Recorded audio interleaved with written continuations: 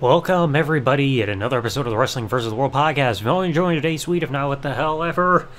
Oh no, this one. January 12, 2013, Saturday Morning Slam. You can tell just by my reaction right off the bat that something went wrong, because this week is Randy Orton's Saturday Morning Slam debut. Why is that a bad thing? Well, because that's really all there is for substance in this episode, as well as a recurring theme that we have here. Camera cuts. So the show's opened, and we get a re-airing of Damien Sandow's interview from the previous week with Natalya, and getting challenged by Randy Orton. And the announcer claims it's the main event, yet it's next. Like, isn't the main event supposed to be like the last thing? Like, that means that there's stuff that precedes it? You know? But I mean, this is a company that doesn't know what a main event is. Oh, we got a show here with a treble main event. No, there's one main event. The last match. The last thing you see. Okay? And this is going to prove that it's not the main event. So, Damien Sandow, Randy Orton, Booker T on commentary. And Sandow, he's trying to cut a pre-match promo. I'm listening to it. It's like, okay, is this guy really TVG or PG if he's using words that kids can't understand? He's essentially Jimmy Neutron, just without the brain blast. He says he's here to help everybody, and you're all embarrassing yourselves because you won't shut up. Like, come on. And then, just in a nutshell, he says, oh, I'm just going to cut the promo, and I'm just ready to fight. I mean, I know he uses other terminology for that, but that's just the meat and potatoes there, ain't it?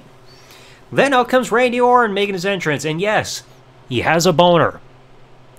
You censor out t-shirts in the audience with blurring effect. Yeah, you won't blur out Randy Orton's boner. Comes out like, I've got a boner. Again, that's not family friendly, Randy. Just stop it. Okay? Put your pants back on, if you have any. So, this gets so weird because as Randy Orton's finishing up his entrance, they cut to commercial. That's 6 minutes in! 6 minutes into a show and you've already got a commercial. Where all we saw was a replay of an interview and then entrances. So, you get to the action as soon as they come back from break. And Sandow is showboating after a shoulder block. He's like, yay, I bow, I can cartwheel, yay, I took down a Viper. Well, then Randy gets him off, and then he gets a couple shoulder blocks and a hip toss in the ring. And then Sandow retreats to the outside, and Randy follows him with a shoulder block onto the floor. Alright, he gets back in the ring. He's hyping up the crowd, posing all the shit. It's like, come on, come on.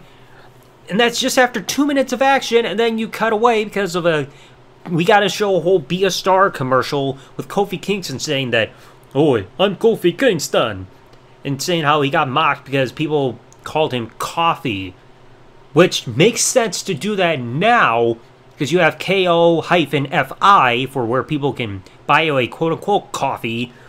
So it makes sense now. I know it wasn't a thing in 2013, but it works now. But he's even had the audacity to say that he thought that talking to somebody about his childhood bullying sooner would put it to a halt. I can disagree with that wholeheartedly, Kofi. That is utter garbage. Doesn't matter if you talk about it, it's not going to put a halt to it because schools don't do anything about it. They won't do anything unless, well, you retaliate. Then the bully gets away with whatever they do.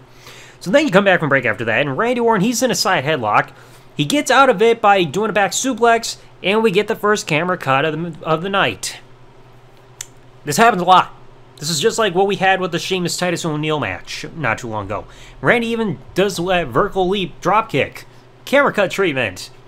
And then Sandow's on the ground, Orton's trying to do some stomps and knee drops. And they had to do that whole thing where they have the camera kind of cropped upwards, so it's like, you know Randy's doing a move, but you don't see the impact. I mean, it's better than constantly cutting over to the commentary team. Because I know we had at least one or two moments where that happened in the past. I think it was like with the Miz's skull-crushing finale when he did it to Justin Gabriel, so they kind of did that again. Then Randy, he did something to Sandow when Sandow was on all fours, like a knee to the head. I know when I said all fours, people's minds probably went off in another direction. And the cameras missed the whole thing again by showing us the commentary team. We get it. Booker T's there with Josh Matthews. And even, like, Orton had put Sandow in an arm wringer, did that whole elbow to his arm thing. Another camera cut, because I guess that's too violent, even though that's neither to the head nor the neck. How is that too violent to show? So then they start brawling on the outside, and Randy does that back suplex onto the barricade, like over in the corner. Camera cut. like always. Then they try getting back in the ring. Sando's thrown in. Orton gets on the apron to try to get back, and then I guess Sando does a hot shot, like grabbing him, dropping him throat first onto the top rope. Camera cut again there too. So then Orton's laid out on the apron, almost looked like how it was when Undertaker would do the leg drop. Sando moves his elbow pad to do an elbow to the head of Orton. The first one gets the camera cut, but the second one doesn't. Hi, shillelagh. And then he does a whole wind-up elbow drop. I can't remember what the name of it is. He's like one of 4 wrestlers that I know of that does like these theatrics before an elbow drop. You got The Rock, LA Knight, Damien Sandow, and MVP. They all have to do these big theatrics before doing an elbow drop. Winding up, throwing elbow pads, ball in, or pointing to the crowd and stuff. Like, does that make it more effective? Probably not. Well, so then, like I said, he gets that wind-up elbow drop for near fall. There's no camera cut, thankfully, and then Randy tries getting uppercuts for a bit of a comeback, and we get another camera cut. And then you get more camera cuts here after this, because Orton kicks out of the pin after taking a knee to the gut. So, camera cut during the kick out. And then while he's also in a body scissors by Sandow, we get another camera cut.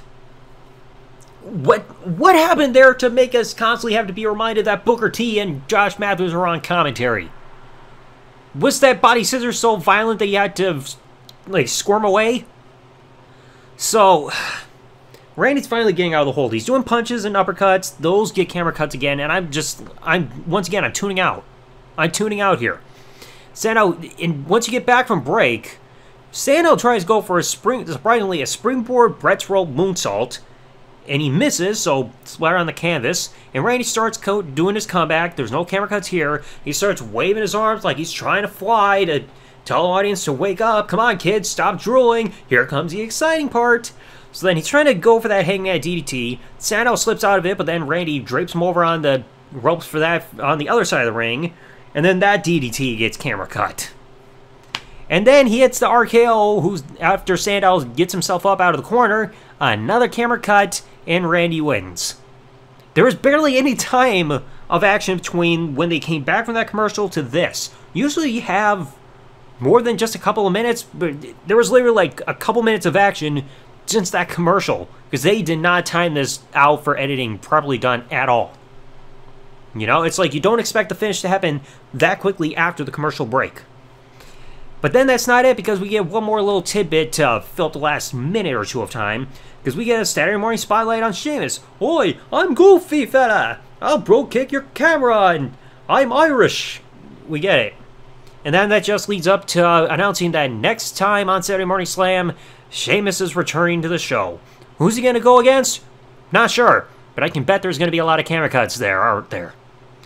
So yeah, all we had this entire show was one long match, which lasted for about 20 minutes at the most out of the broadcast, a Be a Star campaign, and then a reminder that Sheamus exists with Saturday Morning Slam at the end. So in reality, this match was not the main event. Saturday Morning Slam's Saturday Morning Spotlight on Sheamus was the main event. Like, there was literally nothing else. You didn't have an interview with anybody. You didn't have another match. It was just one long match during the show with a bunch of camera cuts, a reminder that Sheamus exists, and then we find out Sheamus is going to be there next week. It's going to be camera cuts galore again, isn't it? And once again, I still have to ask, if this show is TVG rated, why didn't you blur out Randy Orton's boner during his entrance? You blur our t-shirts, but not his crotch. Anyway, so let me know in the comment section below, what did you guys think about this episode of Saturday Morning Slam? Still got 4 more months of episodes to go through. Oh, this is torture. Anyway, if you enjoyed today's episode, folks, please remember, leave a like, subscribe with the bell, turn on if you're listening to this on YouTube, or follow if you're listening to this podcast on any other service this podcast is available on, and I'll catch you all in the next one. Thanks for listening, everybody. Like, comment, subscribe. Peace out, and good day, everybody.